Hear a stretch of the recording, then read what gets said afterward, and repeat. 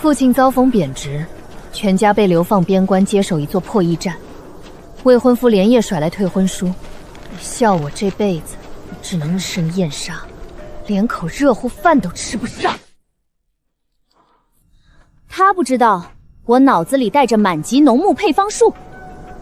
破驿站，病马，穷差役，不出半年，我就能把这破地方干成大宣王朝最富得流油的第一枢纽。林大人，咱们到地界了，这长风驿以后就是你一家老小的安身之所了。多谢李差爷这一路的护送，辛苦了。这交接文书我收下了。行了，文书交割清楚，我们弟兄也就回京复命了。林大人，这地方苦寒，你们好自为之吧。走，差哥慢走，路上多喝口热水。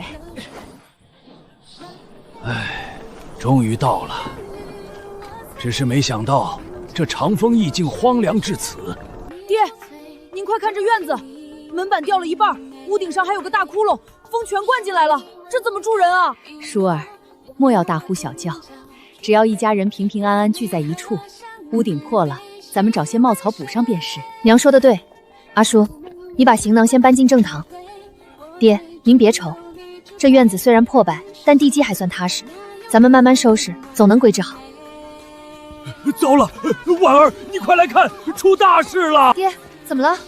官马，这驿站移交的单子上写着有3匹正当壮年的官马，可你瞧瞧，这石槽里趴着的3匹牲口，瘦的只剩皮包骨了，这是出气多进气少啊！怎么会这样？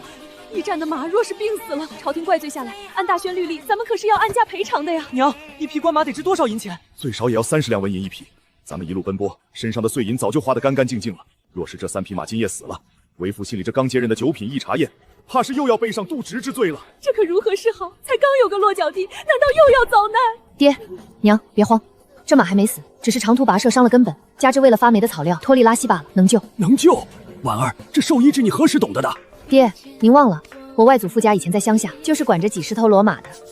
我自想看外祖父调配马料，这点门道我心里有数。阿叔，你现在立刻去后山脚下，别走远，就在阴凉背风的石缝里，找一种叶子像铜钱、根茎发红的野草，多薅几把回来。好，张姐，我这就去。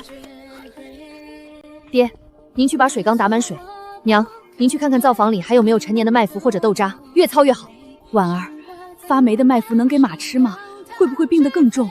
娘放心，配合我让阿叔找回来的草药一起熬煮，能把马肚子里的寒气和霉气全逼出来。婉儿，当真可行？爹，死马当活马医，总比坐着等他们咽气好，信我。好，爹这就去提水，哪怕拼了这把老骨头，咱们一家也得在这长风驿站稳脚跟。娘去一家人同心，绝不让这几头牲口断了生路。张姐，我找回来了，你看是不是这个？没错，就是它。阿叔真棒。娘，水开了吗？开了。婉儿，麦麸也找出来了，只有小半袋，都倒进去吗？全倒进去，把这草药切碎，一起用大火熬，熬成糊糊状。婉儿，火候到了，这味儿闻着怎么有股奇怪的药香？爹，这就是救命的药香。趁热，咱们合力把这糊糊灌进马嘴里去。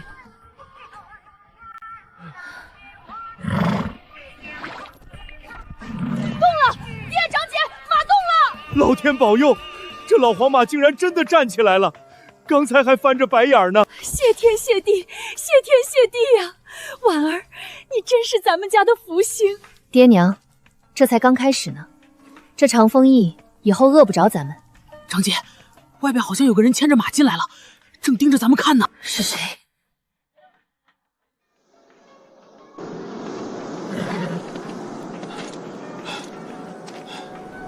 长风驿在编一卒，燕庭，送敌西宁府加急公文归来，敢问可是新上任的林大人当面？正是本官。壮士一路风尘仆仆，辛苦了，快牵马进院歇息。林大人，小人走时站里那3匹官马已是不行了，不知他们可还撑着？若是倒了，向这边去后山挖坑，免得生了疫病连累大人。不必挖坑，你且自己去马厩瞧瞧。这怎么可能？昨日还口吐白沫的黄骠马，竟然站起来了，还在嚼草根。大人，您可是重金请了神医？哪里有什么神医，是我家大丫头婉儿用几把后山的野草混着麦麸，硬是把他们从鬼门关拉了回来。是这位姑娘？是我，马未风寒，脱力之症。我不过是懂些乡野土方子罢了。燕叉爷，看你嘴唇干裂起皮，风沙里滚了一路，肯定饿坏了吧？不碍事，小人喝口凉水对付一下便成。站里本来也没法口粮。说什么傻话呢？再穷也不能饿着干活的差爷。婉儿刚才特意让我多添了一瓢水，快，热腾腾的粗粮面片汤，就这点咸菜。这大人夫人，这不合规矩。小人是个粗鄙一族，怎敢吃主家的过冬场粮？燕差后，大宣律令哪一条规定了干苦力的一族不能吃口热饭？我爹既然接手了这长风驿，只要你肯踏实干活，咱们就是一条船上的人。这长风驿就没让你饿肚子的理。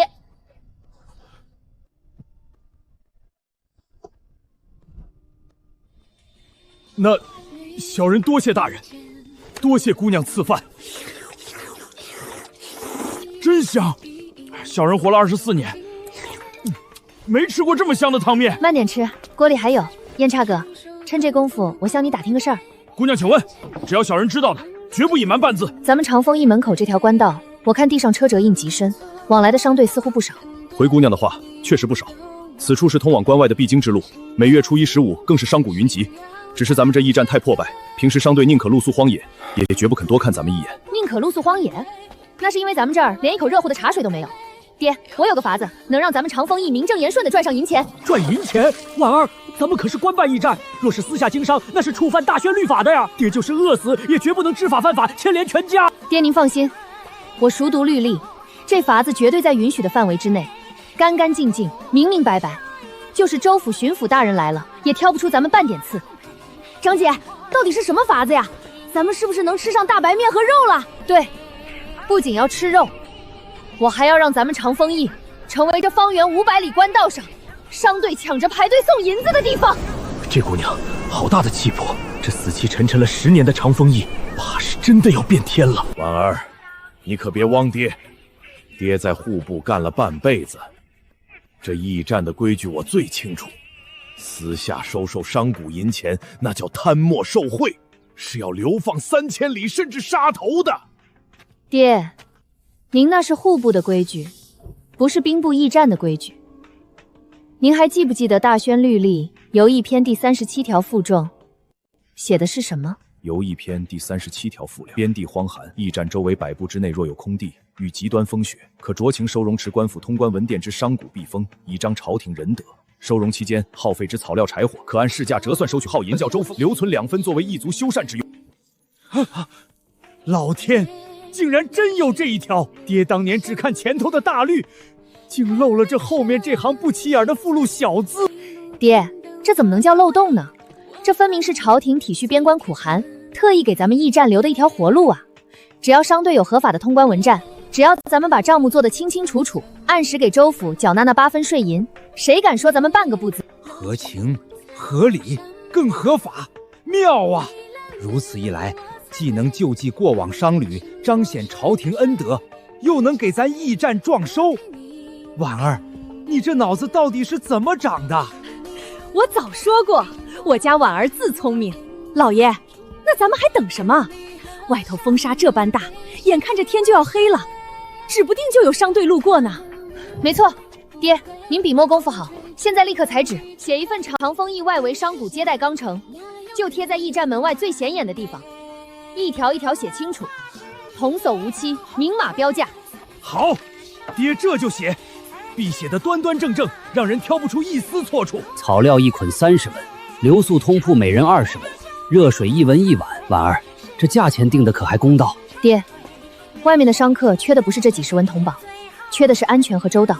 价钱按市价定，但咱们在章程最后加一句：凡入长风驿庇护者，驿站保其货物不受流寇风沙之损。有了官家名头镇场子，他们花钱花的心甘情愿。对极，还是我儿思虑周全，这章程一贴，咱们就是名正言顺了。燕叉爷，你吃饱了吗？吃饱了，姑娘有何吩咐？刀山火海，燕庭绝不推辞。用不着刀山火海，燕差爷，你力气大，熟悉地形，立刻带上柴刀去后山砍些结实的木柴回来，把院子西侧那个漏风的偏棚先定死。今晚若是有人来，那里就是大通铺。小人明白。西侧偏棚墙角有缺口，小人再和些黄泥，一并给糊严实了。半个时辰内必定办妥。好，阿叔，你去找2块和门板，把咱们刚熬过药渣的马厩隔开，腾出一片干净的空地，专门用来拴商队的牲口。得令，长姐，我这就去搬门板。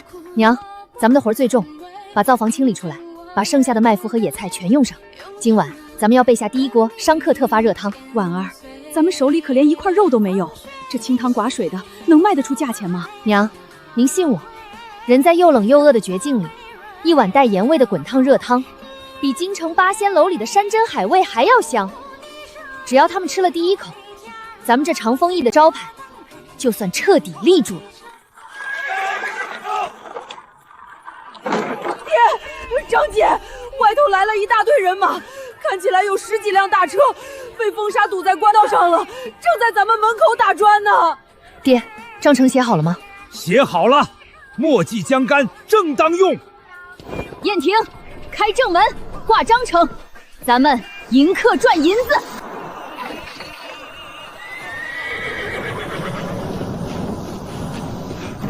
里头有差爷吗？风沙太大，牲口走不动了，求行个方便，让咱们避避风吧。此地乃大宣官办长风驿，闲杂人等不得入内。你们是哪路的商号？可有州府刊发的通关文牒？有，咱们是青州通达商号的，这是盖了州府大印的文牒，差哥通通融，外头能冻死人啊！燕婷，验看文牒，若无伪造，便按章程办事。文帝无误，这位是我们长风驿的林大小姐。管事的要进驿站避风，先看墙上这大宣律则的章程。这避风露宿，每人20文，草料1捆30文，这寻常客栈也才10文钱一碗呢。大小姐，你们这驿站收费也太贵了吧？赵管事，寻常客栈10文钱，但他们有官兵护院吗？能保证你的货物在这荒郊野岭不被流寇盯上吗？咱们长风驿虽收费高些，但买的是一份踏实。更何况，你看看你们的牲口，都快口吐白沫了。咱们这儿有独家秘制的极品回魂马料，30文一捆，绝不诓你。你若嫌贵，大可继续赶路。赵叔，别省这点钱了，兄弟们手脚都快冻僵了，真走不动了。罢了，出门在外，保命要紧。大小姐，咱们20个弟兄，60匹驮马，全按你们的章程来，给，这是定金。爹，收银入正规账册。燕婷，带弟兄们去西侧偏棚安置货物。阿叔，引牲口入马厩。青州通达商号20人，留宿避风，预收岁银2两。号银上缴州府税账，绝不徇私。是。诸位跟我来，车辙押进棚内。牵马的叔伯往这边走，草料已经备好了。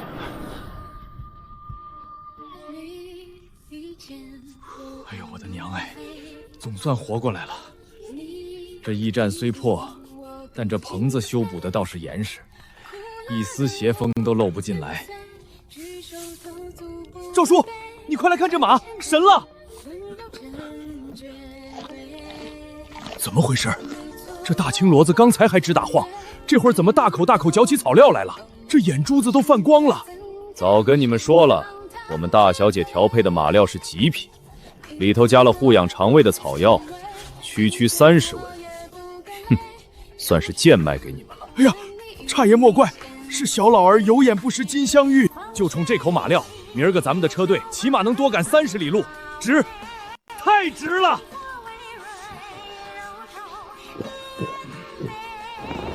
诸位客官，饿了吧？这是我家婉儿特意熬的热汤面片，虽没肉，但加了盐巴和驱寒的野菜，热腾腾的，快拿碗来盛。天啊，这汤怎么闻着有一股子奇异的鲜调？我在青州府的大酒楼都没闻过这种味儿。舒坦，这汤一落肚，整个人都暖透了。夫人，这汤多少钱一碗？我家老爷说了，按市价，2文钱一大碗，管饱。2文钱，这荒郊野岭的，你们就是卖10文钱一碗，咱们也得喝呀。林大人仁义。赵管事，吃的可还满意？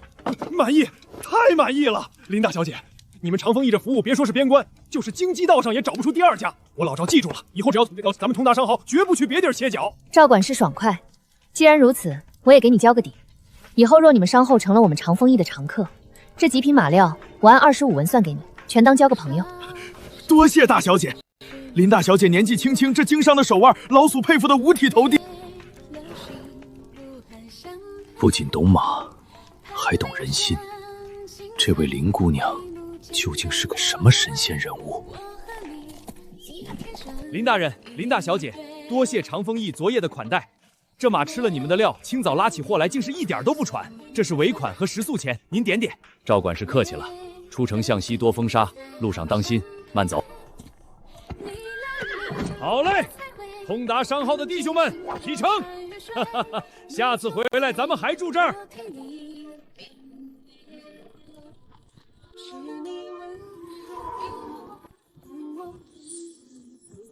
天啊，张姐，好多铜板！我这辈子都没见过咱们家有这么多钱。傻孩子，以前在京城，你爹发俸数不都是银碟子？不过这靠咱们自己双手赚来的铜板，看着确实更踏实些。都别急着高兴，咱们得先把账算得清清楚楚。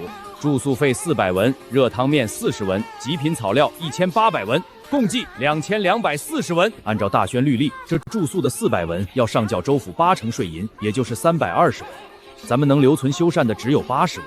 爹，那草料钱呢？那可是咱们自己去后山割的草药，加上娘省下来的麦麸，这是咱们义务自费贴补商队的耗银，对吧？婉儿聪慧，草料算自费盈亏，不必交重税。扣掉麦麸的本钱，咱们昨夜净赚1900文，差不多2两白银了。老天爷，老爷在户部干了1个月，9品官的俸禄也才3两银子，咱们长风驿一晚上就赚了2两。娘，这算什么？只要咱们名气打出去，以后每晚都有商队排队给咱们送银子。不过，亲兄弟明算账，今日咱们发第1笔工钱。燕婷，这是你的妹分，拿着。林姑娘，这使不得。小人是驿站的在编驿卒，本来就该干这些杂活。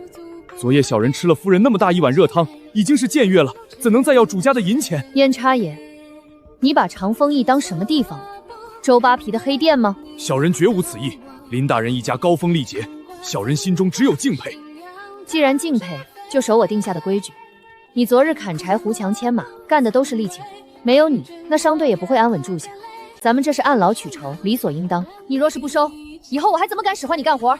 燕婷啊，婉儿说的对，大宣律例也没规定驿丞不能用自己的银钱打赏属下。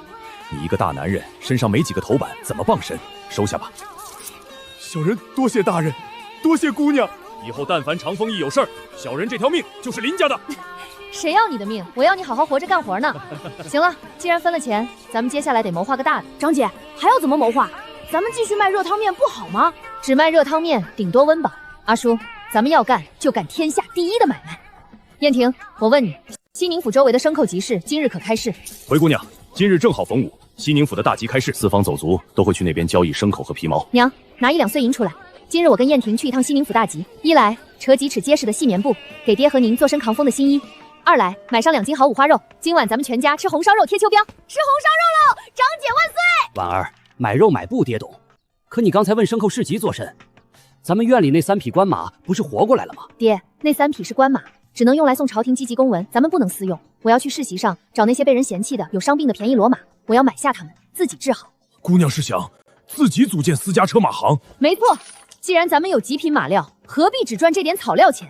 我要组建一支这边关最快最稳妥的转运飙车队，名字我都想好了，就叫长风速递。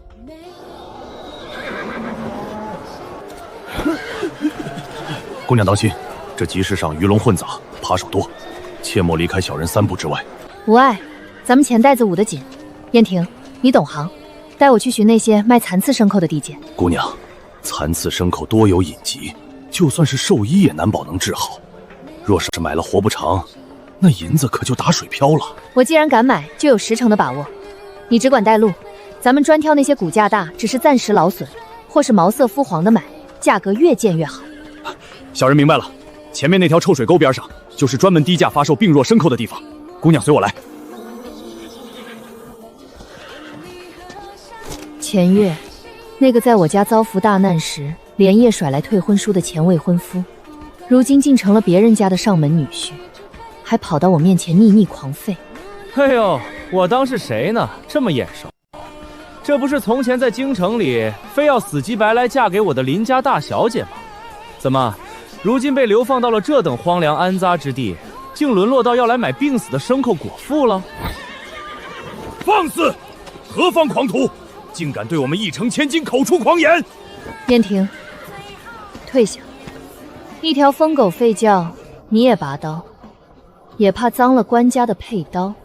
林婉，你装什么清高？你爹如今不过是个不入流的九品苦役，若不是我当初跑得快，退了你们林家的婚事，我现在岂不是要跟着你们一家子在这边关吃沙子？哦，说完了，说完了就让道。好狗不挡路，没看见我们要挑牲口吗？林婉，你别不识好歹！我现在可是西宁府宋家商号的上门女婿，宋家拔根汗毛都比你们林家的腰杆粗。你若是现在低头求我，我或许还能大发慈悲，赏你们驿站几个铜板的跑腿费。求你，前月，大宣律例哪一条写了平民女子必须向一个倒插门的女婿低头？你那岳父宋家是做正经生意的，你这般当街寻衅滋事，若是报到官府，治你个咆哮街市之罪，不知道你岳父还认不认你这便宜姑？你少拿官府压我，我可是良民。既然是良民，就管好你的嘴。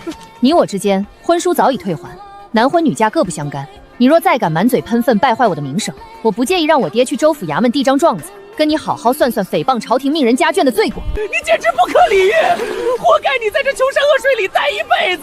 咱们走着瞧。晦气！燕婷，别理他，咱们办正事。姑娘好口才，几句话就切中要害，逼得这无赖哑口无言。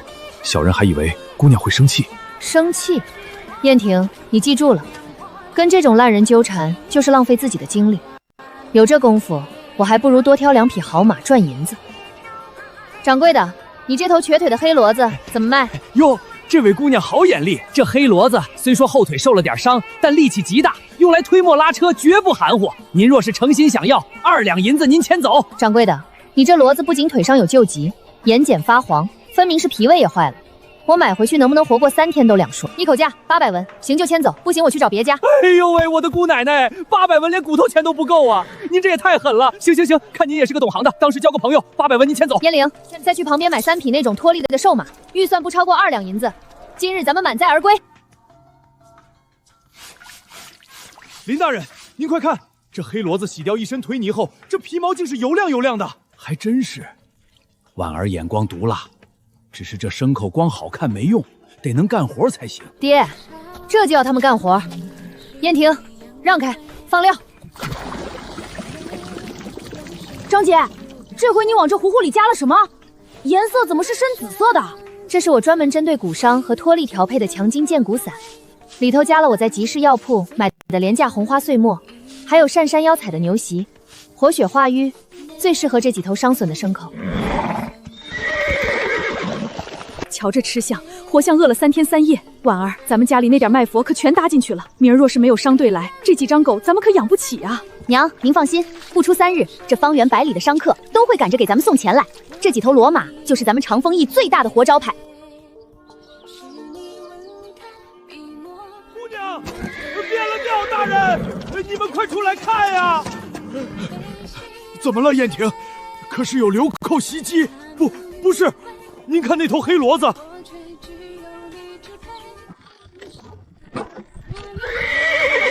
老天爷，这骡子不过吃了3天咱们的草料，那瘸腿的毛病竟然全好了。这身上的肌肉比咱们衙门里最壮的官马还要结实。不仅是骡子，老爷你瞧那3匹杂毛瘦马，这才3天，肚皮就圆滚滚的，那毛色顺溜的能滑倒苍蝇。这哪里是买来的病马，这简直就是花重金请回来的战马啊！爹娘，燕婷，不必大惊小怪，药效散开了，自然就有这等奇效。燕婷，去把那黑骡子套上板车，咱们试试他的脚力。是，小人这就去套车。慢点儿，燕婷哥，你慢点儿！这车跑得也太快了吧，感觉都要飞起来了！畅快，太太畅快了，林姑娘，这黑骡子不仅不瘸了，这拉车的力道和稳当劲儿比双马并驾还要快上1分，这是神驹啊！很好，有了这4个脚力，爹，咱们的长明速递今日就可以正式挂牌开张了。婉儿，你要怎么做，爹听你的。爹这就去裁红纸，写咱们长明速递的招牌。我要让天下商贾都知道，只要把货交给长风驿，就是把心放进了帖子里。咱们不仅要留宿赚草料钱，咱们还要包揽这条官道上所有的托运大活。走过路过的客商看过来，长风驿今日立下新规矩，不仅包吃包住包马料，还承接同州、西宁府2地的专线托运，挂牌开张喽！好，阿叔喊的精神。燕婷，把这招牌挂上去。大人，挂好了，长富速递，安妥如山。这8个大字，真提气儿。燕婷，咱们这生意能不能开张，就看你了。你骑上那匹刚养好的红马，去西宁府南门的商贾集散地，把这几张托运契书的样本发给那些愁着运小件贵重物品的掌柜。林姑娘放心，小人就是磨破嘴皮，也定给咱们驿站拉回第1单主顾。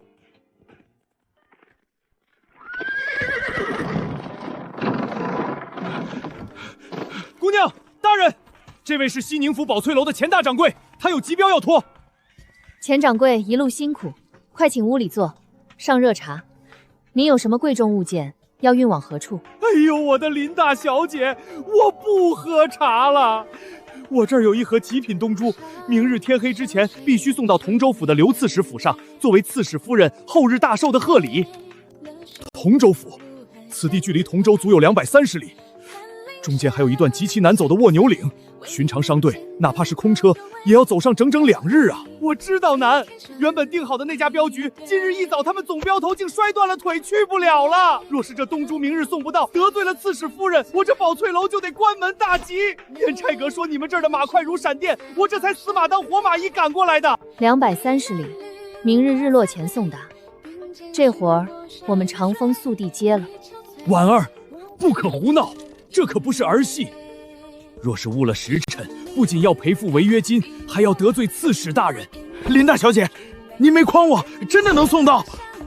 钱掌柜，我长风驿既然挂了牌，就绝不砸自己的招牌。但规矩咱们得先说好，此等加级的贵重物品托运，需签订保价契书，运费50两银子。您若同意，现在就签契。50两，这几乎是我这盒东珠1半的利润了。大小姐，你这可是狮子大开口啊！钱掌柜，50两买你宝翠楼在刺史大人面前的体面和未来的前程，贵吗？再者，我们接下这活，跑费的可不只是1匹马，而是燕婷拿命在跟时间金跑。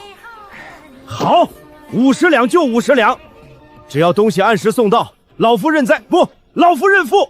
签契。宝翠楼贴运极品东珠1盒，保价300两。长风速递承接，限明日申时3刻前送达同州府。若有延误或丢失，长风驿全权赔付。钱掌柜，请画押。林大小姐，一切都拜托了。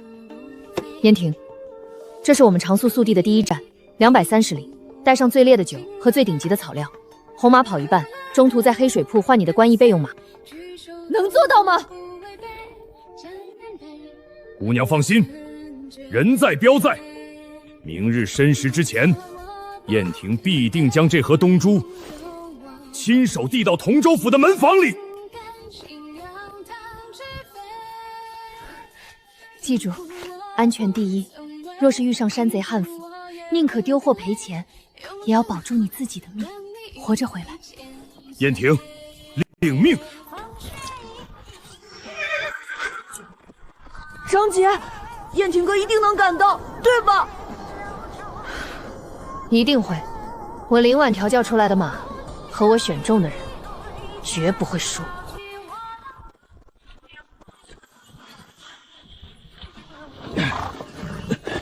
长风驿，长富速递特使燕婷，奉西宁府宝翠楼钱掌柜之托，给刺史夫人送寿礼进府。哪来的野差役？大呼小叫成何体统？哼！宝翠楼的贺礼，钱掌柜上个月就递了拜帖，说要后日才到。你算哪根葱，敢来这招摇撞骗？请这位管事看清楚，这是钱大掌柜亲笔画押的契书，原定送镖的总镖头断了腿，我是快马加鞭送来的。里头是极品东珠，若是因为你阻拦误了夫人的寿辰，你担当得起吗？你等着，我这就进去禀告周管家。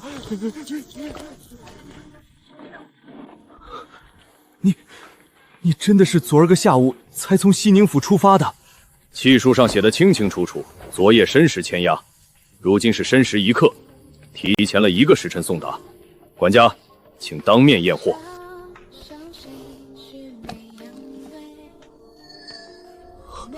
天哪，这东珠竟在这等颠簸下，连一丝划痕都没有。你们是如何护得这么周全的？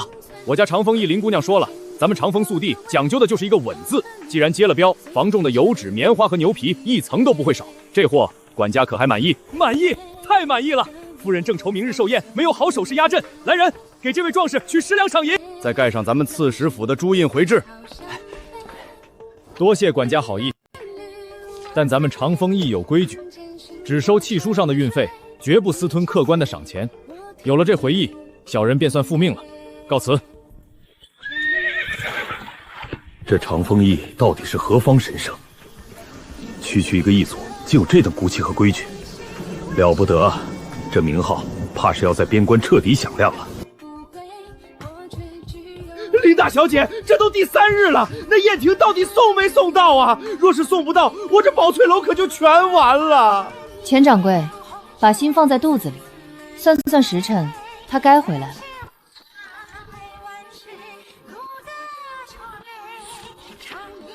林姑娘，幸不辱命，东珠完好无损，提前1个时辰送达同州刺史府，这是回制。老天爷啊，真的是刺史府的大印，送到了，真的送到了！林大小姐、燕差爷，你们是我钱某人的再生父母啊！钱掌柜，客套话就不必了，咱们长丰义地的规矩，货到付款，50两运费，呈汇。50两，一文不少。林大小姐，从今往后，我宝翠楼所有州府之间的贵重货物，全由你们长丰速递包圆了。别人我信不过，我就信你。燕婷，干得漂亮！咱们长丰速递的招牌，今日算是彻底砸实了。50两银子只是个开始，借着宝翠楼和刺史府的这阵东风，长丰速递的名号将彻底响彻西宁府。这破落的边关小站，不出半年，必将成为大宣王朝最富得流油的第一枢纽。50两，我的老天爷！我当年在户部不吃不喝熬1年，也攒不下这许多银子呀。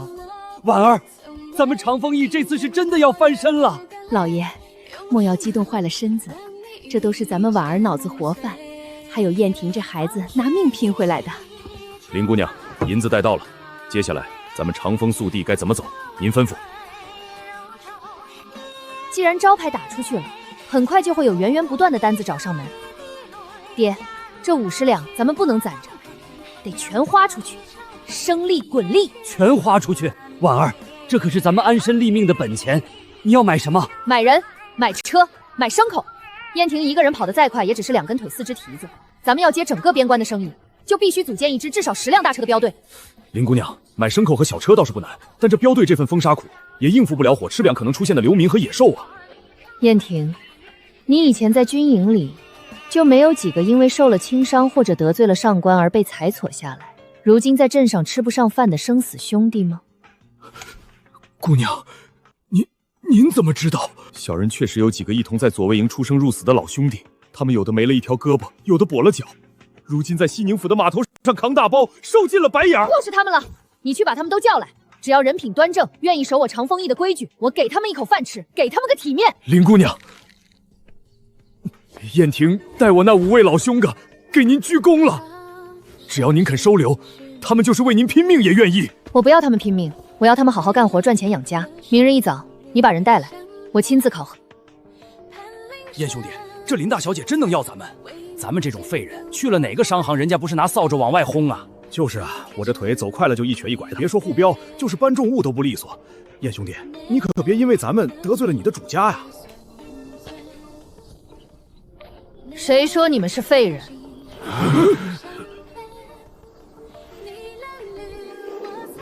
老秦是吧？你在军中是神箭手，对不对？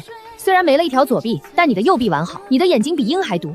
只要把连弩改造成脚踏上弦，你坐在飙车顶上就是最好的震慑。林姑娘，您竟懂连弩？您真的愿意让我拿弩护标？还有你，王刚，你腿跛了，跑不快。但我长风速递的账房里正缺一个记性好，能在库房里将货物分门别类、按重计价的调度。燕婷说你在军中曾管过辎重营的账，你可愿来做我这儿的库管调度？愿意，小人100个愿意。只要姑娘不嫌弃，小人这后半辈子就死在长风驿的库房里了。爹，念契书。长凤地故宫器，凡入我驿站护标者，包1日3顿500文。驿站全额赔付其家眷抚恤银10两，签字画押。500文，还有抚恤银。林大人，林大小姐，这等后代就是京城的大镖局也给不出啊！我不买你们的命，我要你们活出个人样来。从今天起，你们不再是被人嫌弃的退伍伤兵，你们是我长父速递最精锐的班主。燕婷，发制服，穿上。以后跟着林姑娘，咱们兄弟昂首挺胸的赚钱。多谢林大小姐再造之恩，愿为长风速递效死力。很好，阿叔，准备热汤面和白面馒头，让咱们的新兄弟吃饱。明日，咱们长风速递车队正式接管西宁府的官道散货。大人，这蜗牛岭的烂泥路彻底垮了，咱们的马脱力了，根本拉不动这车。这帮地方官是干什么吃的？朝廷每年拨下来的修路款，难道都打水漂了吗？张虎，距离最近的驿站还有多远？回大人的话，距离西宁府还有40里，最近的是那个早就快废弃的长风驿，也有10里地呢。大人，这荒郊野岭的，只怕咱们今日要困死在这泥潭里了。什么人？退后！这位护院莫慌，咱们是长凤速递的飙车，路过此地，你们可是车子陷泥地里了？这位壮士，咱们是进城探亲的客商，车轮陷死这泥浆里了，马也跑不动了。你们那骡车看着结实，能不能借咱们用用，把车拉出来，必有重谢。借骡车？兄弟，你别瞎指挥了，你们这车轱辘陷得这么深，若是硬拉，只会把车轴拉断。这可是实木大车，断轴，这可如何是好？车里还有我家老爷呢。老秦叔，你在车上警戒四周，我下去帮忙。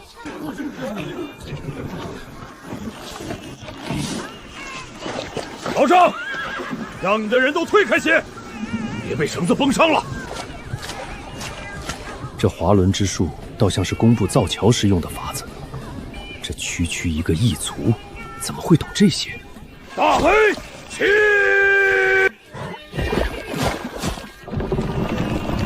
拉出来了，真的拉出来了！壮士，你这法子也太神了！还有你这骡子，这得有多大的蛮力啊！并非骡子全是蛮力，是利用了这木轮子的巧劲儿。这是我家林大小姐教咱们的脱捆之法。出门在外，长风速递绝不打无准备之仗。这位小哥刚才说你这车队叫什么名字？长风速递？回老丈，正是长风驿、长凤速递，专门承接州府之间的急件与重货托运。长风驿，老夫若是没记错，那是归兵部管辖的官办驿站吧？怎么干起民间镖局的营生了？这岂不是知法犯法？老丈慎言！咱们长风驿做生意，一不贪墨，二不抢夺，三不误公差，一切皆遵循大宣律例，由驿篇第37条负重行事。且我们有专人做账，每月耗银税款分毫是叫西宁府，何来知法犯迷说？区一个底层艺人，竟能把大宣律例被如此税款之事都如此坦荡，这长风驿绝不简单。小哥莫怪，老夫只是随口一问。今日多谢长风速递出手相救，这雨下的极大，咱们的马也走不动了，不知可否去你们长风驿避雨？当然可以，长风驿打开大门做生意。不过丑话说在前头，咱们那儿您是多大的客商，到了长风驿都得按咱们的章程付账。老丈，这拉车救助费30文，请先结账。我家老爷何等身份，你竟敢为了30文？好一个明码标价，这30文老夫给的心甘情愿。张虎，跟在长风飙车后面，咱们去长风驿歇脚。这辆马车虽沾满泥水，但车辕用的是上好的铁木，窗帘是暗纹云锦，车上的人绝非寻常客商。燕婷，辛苦了，有客上门，还不快请进正堂上热茶。这位老丈受惊了，长风驿备有姜汤和热水，还请入内驱寒。阿叔，给客人的马匹为咱们的极品防寒马料，记在账上。这长风平速递价格名录与交税公示榜是怎么回事？你们这驿站竟把每月赚了多少银钱，交了多少税冲，全都大白于天下。1月之内，承接托运67单，收容过往商客328人，总营收115两7钱银子，除掉自负零亏之马料、伙食成本，应缴耗银赋税28万3千，且已全部解送西宁府库，这怎么可能？老张若是觉得这公示榜上有半点虚言，大可去西宁府户房查验咱们长丰驿的交税凭据，每笔钱咱们都盖着官家的大印，留着底单。小丫头，老夫走南闯北，这大宣朝的驿站，老夫见过没有100也有80，哪个驿丞不是哭穷叫苦，变着法儿的贪墨朝廷拨下的修缮款？你们这破败的长丰驿，凭什么能在短短1月内赚出100多两银子？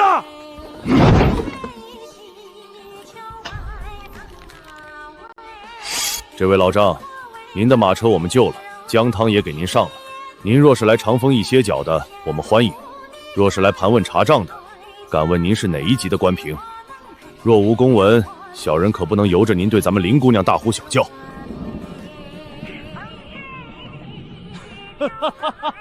好胆色！张虎，瞎了你们的眼！这位乃是当朝督察院左迁都御史，奉旨巡抚西北边防的宋大人，还不速速跪下迎候！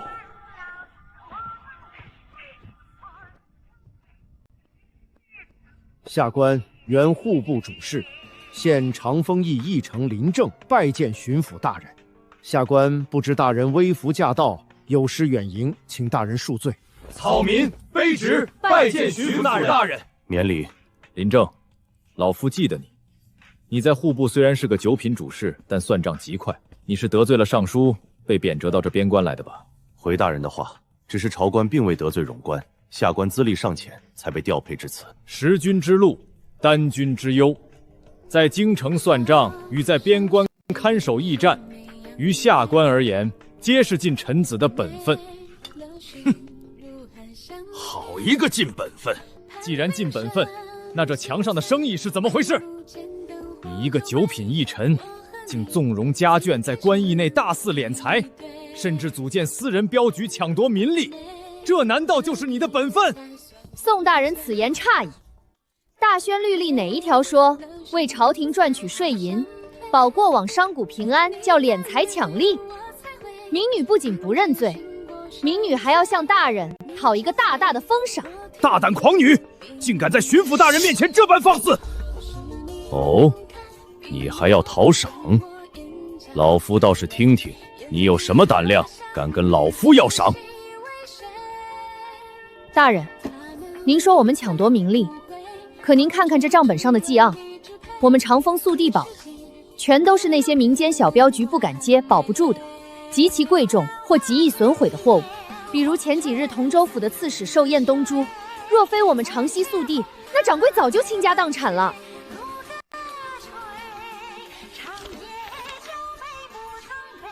这账目竟做得如此清晰明了，复式记账法，进项出项耗损税银一目了然。这笔记，林正，这是你记的账？回大人，正是下官所记，每一文钱的来路皆清清白白。大人，边关苦寒，朝廷每年为了拨付这些破败驿站的修缮款和草药费，国库要掏出上百万两银子，可结果呢？马匹受死，异族逃亡，驿站成了一堆破砖烂瓦。可您看看如今的长丰驿，我们不要朝廷1分钱的拨付，自己养活了10几个伤残退伍赖兵。我们不仅让官差有了落脚之处，还能每个月给西宁府上交几十两真金白金的税账。大人，若天下驿站皆如我长丰驿，大宣国库何愁不丰？这难道不是大功一件？这难道不该重赏吗？好一张利嘴，好一个天下驿站皆如长丰。林正啊，林正，你生了个了不得的好闺女啊！大人谬赞，小女只是性子直率，若是言语冲撞了大人，还望大人海涵。冲撞，老夫就喜欢这股子冲劲儿。张虎，去把这马车里老夫带的好茶叶取一罐来。今日老夫要在长丰驿跟这位林大小姐好好请教请教这以商养逸的治国理财之道。哎呦，都轻点儿！这箱子里装的可是极品雪貂皮，随便弄坏一张，把这破驿站卖了都赔不起。钱管事，长风驿重地，禁止大声喧哗。要托运，先把货箱卸下来，称重验货。林婉，几日不见，你倒是越发有老板娘的派头了。怎么，看到我带着宋家的豪邓商队来，是不是后悔当初没有死鸡白来求我别退婚啊？阿叔，上秤。燕婷，开箱验货。慢着，这可是宋家的机密货物，你们这帮粗手粗脚的异族凭什么开箱？若是弄脏了貂皮，你们担待得起吗？直接过秤上车便是。这是长父速递的死规矩，不验货绝不牵气起运。若是不让验，现在就带着你的车滚！你们好大的胆子！我这可是正经生意。验就验，不过只能打开一条缝让你们看一眼，谁也不许碰。燕婷，开箱。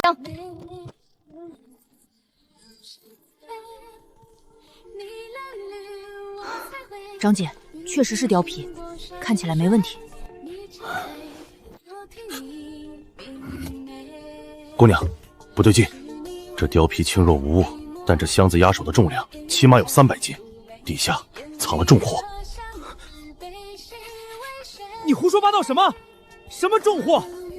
这箱子用的可是上好的铁木，自然沉重。你们到底运不运？不运我找别家。钱管事，这铁木箱子里怎么会透出一股海水的咸涩味呢？你少血口喷人！这是我岳父宋老爷千叮咛万嘱咐的贵重货物，你们这是嫉妒我宋家发财，故意找茬！阿叔，立刻去请爹出来，带上咱们长风驿的官印和出入案卷本。爹，长姐让你带大印出来。我不特运了，把箱子给我锁上，咱们走。来了长风驿，想走可没那么容易。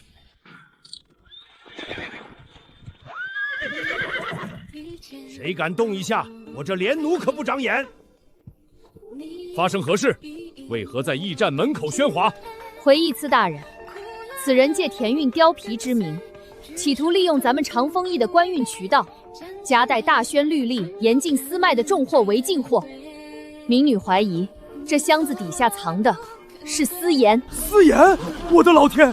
大宣律例，倒卖私盐超过100斤者，那是杀头的死罪啊！我不是，我没有。李婉，你别陷害我！看在咱们曾经定过亲的份上，你放我一马，我这就把货拉走。放你一马，钱月，你这是要拉着我扛风驿驿上百口人跟你一起掉脑袋？爹，这等包藏祸心，企图利用官驿走私的狂徒，按律当如何处置？按大宣律例，官驿若遇走私不报者同罪，若当场查获扭送官府者，记大功。严庭，把这弑绑了，连人带货送往西宁府县衙，请青天大老爷定夺。林婉，你这个毒妇，你不得好死！闭上你的臭嘴！林姑娘也是你这等烂人能叫的。老秦，套车，咱们去县衙立功领赏。是。